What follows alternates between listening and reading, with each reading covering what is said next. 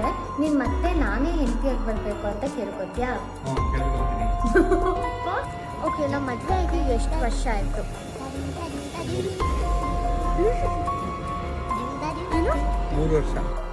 ನಮಸ್ಕಾರ ವೀಕ್ಷಕರೇ, ಇತ್ತೀಚಿನ ದಾಂಪತ್ಯಗಳು ಮುರಿದು ಬಿಡೋದನ್ನು ನಾವು ಕೇಳ್ತಾನೆ ಇದ್ದೀವಿ. ಇನ್ನು ಈ ಬಣ್ಣದ ಲೋಕದ ಮಾಯ ಜಗತ್ತಲ್ಲಿ ಎಲ್ಲವೂ ತೋರ್ಪಡಿಕೆಯ ಜೀವನವ ಅನ್ಸುತ್ತವೆ. ಚಂದನ್ ಶೆಟ್ಟಿ ಹಾಗೂ ನಿವೇದಿತಾ ಗೌಡ ಅವರ ಸೆಲೆಬ್ರಿಟಿಯ ಜೀವನವೂ ಕೂಡ ಇದರಿಂದ ಹೊರತಾಗಿಲ್ಲ. ವಯಸ್ಸಿನ ಅಂತರ, ಚಂದನ್ ಶೆಟ್ಟಿಗೆ ಇರುವಂತಹ ಜವಾಬ್ದಾರಿಗಳು ಮತ್ತೆ ನಿವೇದಿತೆಗೆ ಇರುವಂತಹ ಚಿಗುರು ಕನಸುಗಳು ಇದೆಲ್ಲವೂ ಸರಿ ಹೊಂದದೆ ಹೋದಾಗ ನೀನೊಂದು ತೀರ ನಾನೊಂದು ತೀರ ಅನ್ಕೊಂಡು ಇಬ್ಬರು ದೂರ ಆಗಿದ್ದಾರೆ.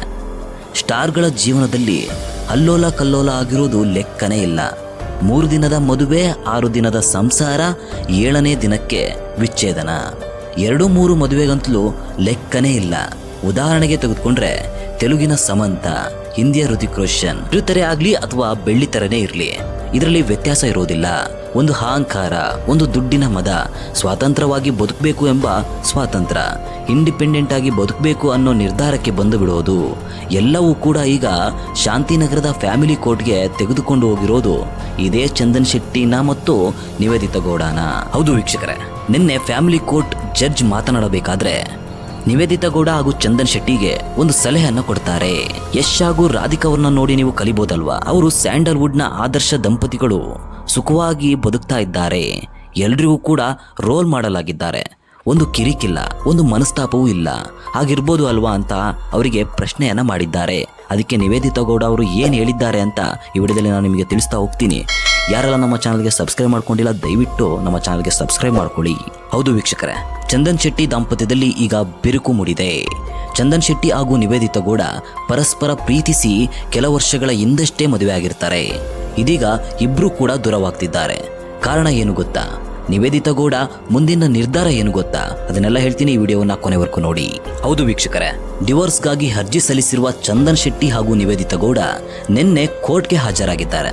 ಅಗ್ರಿಮೆಂಟ್ ಸಮೇತ ಕೋರ್ಟ್ ಮುಂದೆ ಬಂದಿರುವ ನಿವೇದಿತಾ ಗೌಡ ಹಾಗೂ ಚಂದನ್ ಶೆಟ್ಟಿ ನಿಯಮಗಳ ಪ್ರಕಾರ ವಿಚಾರಣೆಗೆ ಹಾಜರಾಗಿದ್ದಾರೆ. ಅಗ್ರಿಮೆಂಟ್ ಆಧರಿಸಿ ಕೋರ್ಟ್ನಲ್ಲಿ ವಿಚಾರಣೆ ನಡೆಸಿದ್ದಾರೆ. ಇಬ್ರು ಅಗ್ರಿಮೆಂಟ್ ಪ್ರಕಾರ ಕೋರ್ಟ್ ಮುಂದೆ ಹೇಳಿಕೆಯನ್ನ ನೀಡಿದ್ದಾರೆ.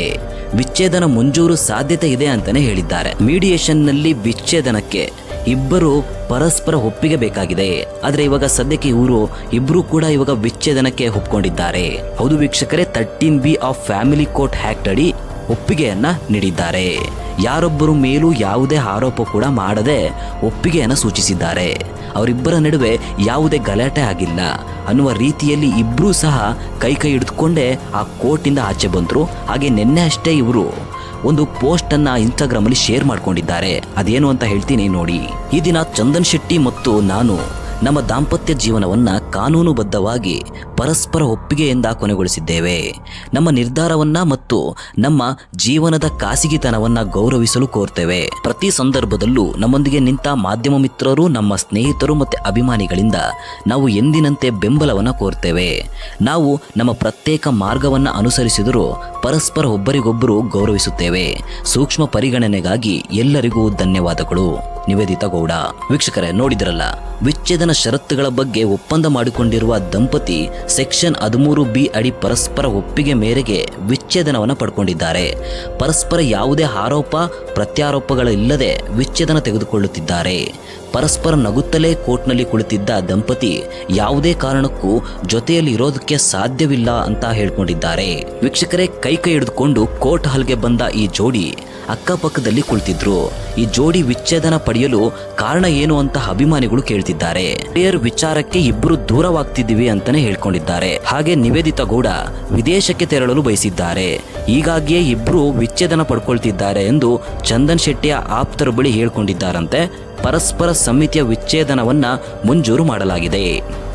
ವೀಕ್ಷಕರೇ, ಇನ್ನು ಚಂದನ್ ಶೆಟ್ಟಿ ಮತ್ತು ನಿವೇದಿತಾ ಗೌಡ ಜೊತೆಯಾಗಿ ಕ್ಯಾಂಡಿ ಕ್ರಶ್ ಎಂಬ ಚಿತ್ರದಲ್ಲಿ ಬಣ್ಣ ಹಚ್ಚಿದ್ದಾರೆ. ಇನ್ನೇನು ಬಿಡುಗಡೆ ಹಂತದಲ್ಲಿದ್ದ ಈ ಸಿನಿಮಾದ ಮೊದಲೇ ದಂಪತಿ ಡಿವೋರ್ಸ್ಗೆ ಮೊರೆ ಹೋಗಿದ್ದಾರೆ. ಹೌದು ವೀಕ್ಷಕರೇ, ಚಂದನ್ ಶೆಟ್ಟಿ ಹಾಗೂ ನಿವೇದಿತಾ ಗೌಡ ಪರಸ್ಪರ ಪ್ರೀತಿಸಿ ಕೆಲ ವರ್ಷಗಳ ಹಿಂದಷ್ಟೇ ಮದುವೆ ಆಗಿದ್ರು. ಬಿಗ್ ಬಾಸ್ನಲ್ಲಿ ಚಂದನ್ ಶೆಟ್ಟಿಗೆ ನಿವೇದಿತಾ ಗೌಡಗೆ ಪರಿಚಯ ಆಗಿತ್ತು.